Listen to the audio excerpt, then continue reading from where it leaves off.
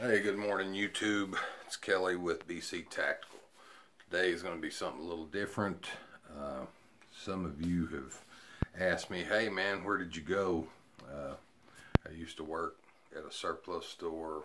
We taught survival classes and sold bug out bags, things like that. And made a few videos about those things. And then I just kind of went away. And there wasn't, I didn't do anything for quite some time, several years. And people were like, where did you go? And I'll apologize for the weird glasses today, but I've got this light on up here so you can see the sheen of my bald head. I wanted to make sure you guys got that. And with the light, sometimes I get some headaches, so I've kind of got some headache going on today. But anyway, so where did I go? 2017, I was deploying with National Guard to Guatemala for a drug task force operation, and we were in New Mexico having we were preparing to leave out for Guatemala. I think we were leaving 3 days after we got there, but anyway, we were doing a little bit of training in the desert out in New Mexico on an Air Force base there. And while we were doing some training out in the desert, I had a heart attack, and it was a widowmaker heart attack, which, you know, some of you probably know, may have had one yourself, but very small number of people survive widowmaker heart attacks. The widowmaker was 100% blockage in my left anterior descending artery. So I'm not a doctor, I don't know a lot, but it runs a big portion of the bottom of your heart and kind of around, I don't know. Anyway, so mine was 100% blocked. And it's probably because I'm from Arkansas and too many cigarettes and fried chicken. So anyway, not the healthiest guy in the world at the time. Still not the healthiest guy in the world, but I'm a little better. So anyway, to get on with the story, I had this heart attack, and I had no idea what was happening to me at first. They tossed me in some guy's truck there in the middle of the desert, and he drove me into an ambulance base there at where the Air Force base was. And those guys started asking me a bunch of questions and put me in the ambulance and gave me an EKG, started doing a bunch of different stuff, running around, and they started to transport me to El Paso, Texas. That was the closest hospital, which was at least an hour away. So from the time that I had the heart attack until the time that they got me to the ambulance base from the desert where we were at, took about 30 minutes from what I'm told. Some of it I remember, some of it I don't. And then the ride into El Paso took about an hour or so. And the first hospital we came to turned me away. They called them a couple of blocks out and said, we got this guy. And they said, don't bring him here, man. There's nothing we can do for a guy like that. So they took me all the way across to El Paso to University Medical Center. And big shout out to those guys, because they didn't give up on me. Here's the weird part. When they pulled up in the parking lot, I was dead. So they got to the parking lot, I'm dead, and they start working to try to get me back. So, near-death experience type of thing, you know. And I got to be honest with you guys, I'm not really I'm not really a big believer in a bunch of crazy stuff. I'm a skeptic, you know. I was a cop. I was in the military. I'm a skeptic. But I'd watch the Geraldo Rivera show or whatever, and somebody would be on there talking about how they were dead, then they came back and they were an expert at bowling or whatever. And I always just thought it was a bunch of jive. So I didn't have that kind of an experience, but I did have an experience. I was dead for 6.5 minutes the first time, and they got me back at some point. But while I was dead that first time, I went to another place. And it wasn't a place like you hear about or you read about, you know, streets of gold and all that kind of stuff. It was different. This place was just black. It was void of all color, all sound. It was just, there was nothing there. It was just me with my thoughts. One of the big thoughts that I had was, did I live the life that God wanted me to live? And of course the answer was no, I hadn't. But I've always believed in God.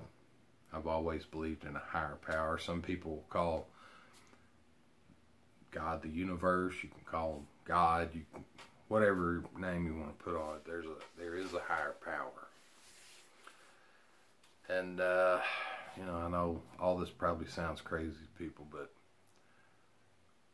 you you do go to a different place, and you will be alone there with your thoughts, at least for a time.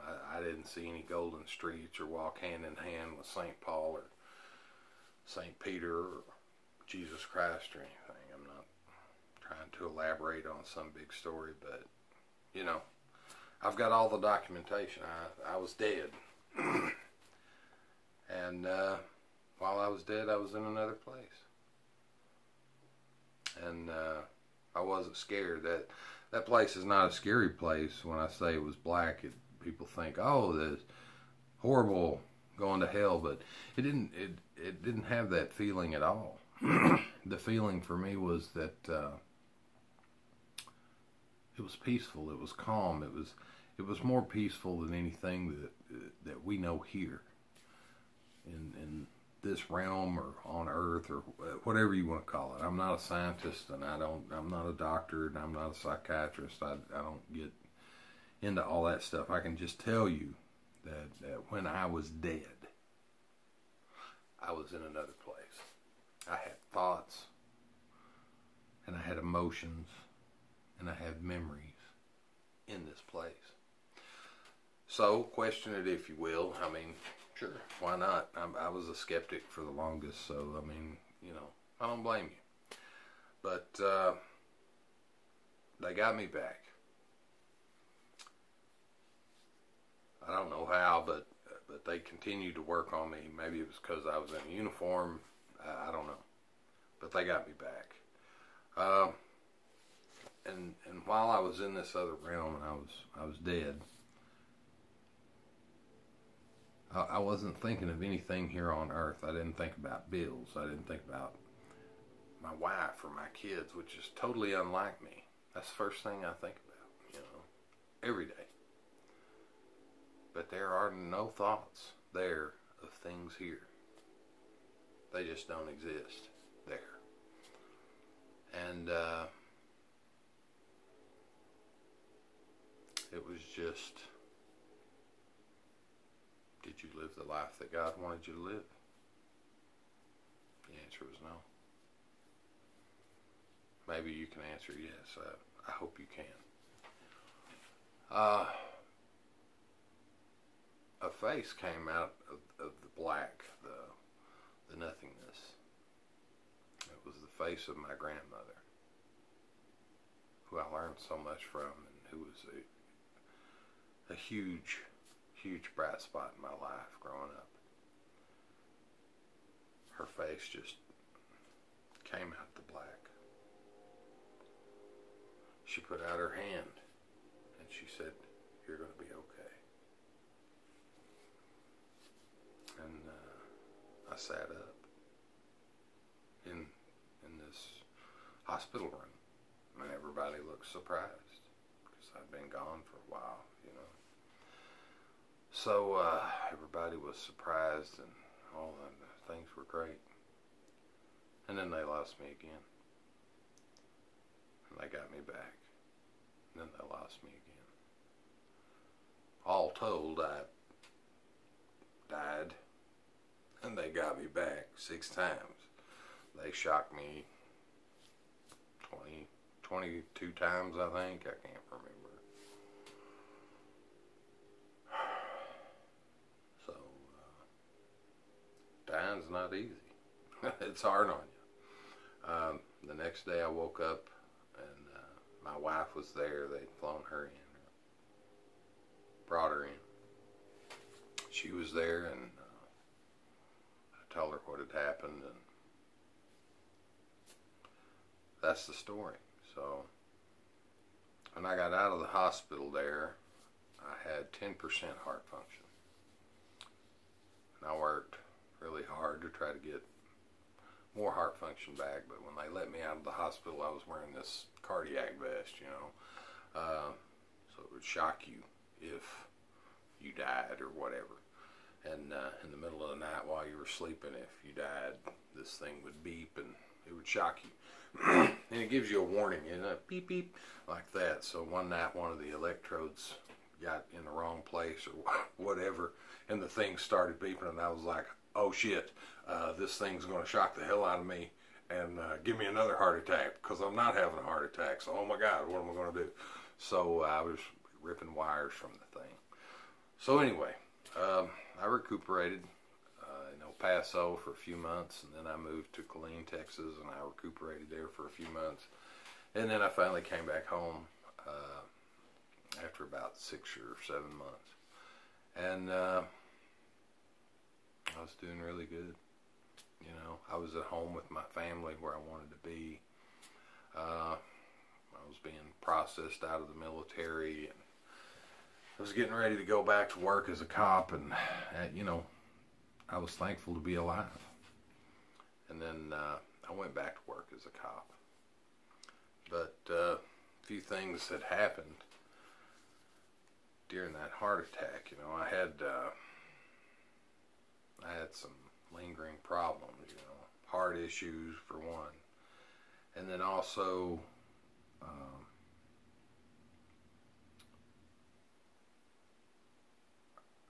noxic brain injury. I took a hit to parts of my brain, which leaves me with rose-colored glasses and migraine headaches, and I have problems with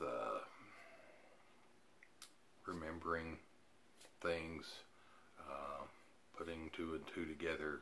You know, like if I drive, I tend to stop at all the green lights and go at all the red lights. I have no idea and can't explain, you know.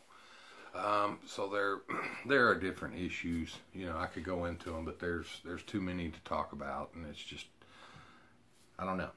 So the brain is a mysterious thing, so I've been told by neurologists and testers and whatever. So anyway, I know that this video is running a little long, but that's where I've been. So recuperating from all that. Now, last September, this is October 2020, last September I went to my cardiologist, and he said, oh man, things are great, you're fine. Wow, you look good. I said, thanks, but you know, I don't feel that great. And he said, you're fine, man. You're the best. And he said, why are you taking these medications that I see on your list here? And they're long-acting nitro and short, the sublingual, put it under your tongue nitro for chest pains. He said, why are you taking those, man?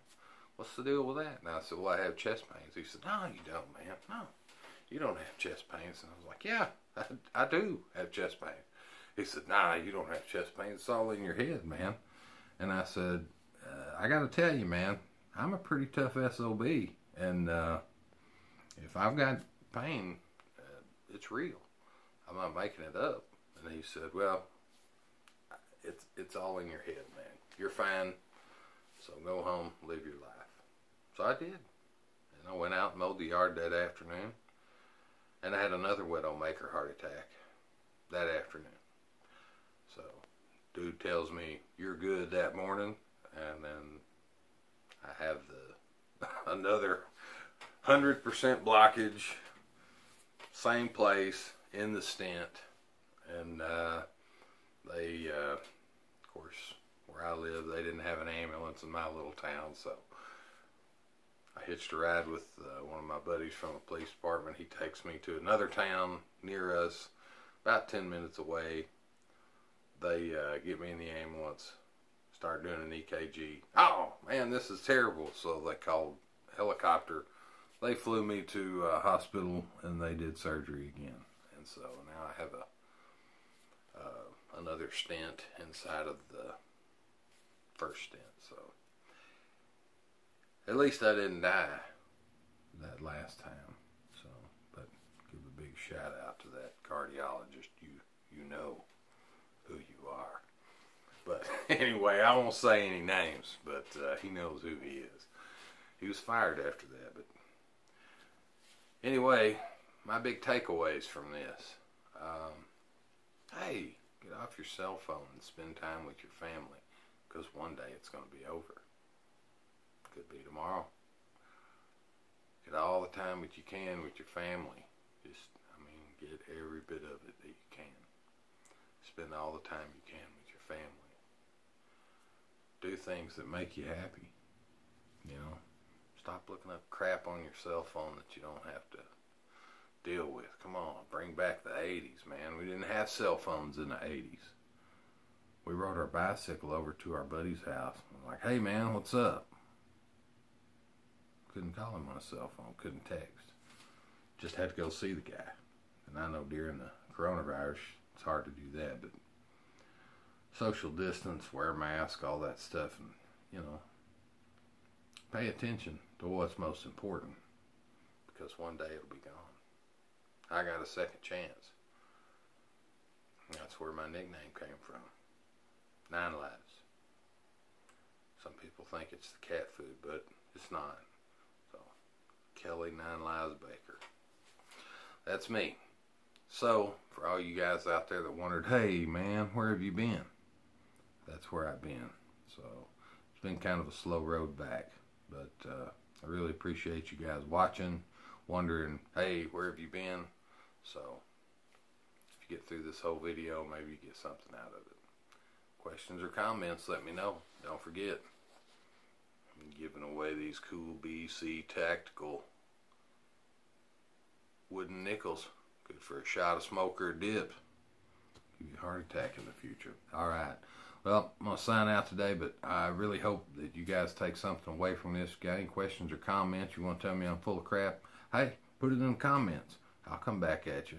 Tell you, brother, it's not. If you want to find out, I got some ways to tell you. Smoke, eat fried chicken, enjoy life. Have a heart attack and go away. Come back, you'll call me. You'll tell me, yeah, it's true, man. I was there. So, believe me or not, man, I'm a skeptic. I don't believe in 90% of crap that people say. There is life after this one. So, look forward to that. Alright, guys, I'm going to get out of here before the 20-minute mark. Sorry it took so long, but I'm kind of long-winded. Thanks for watching, everybody.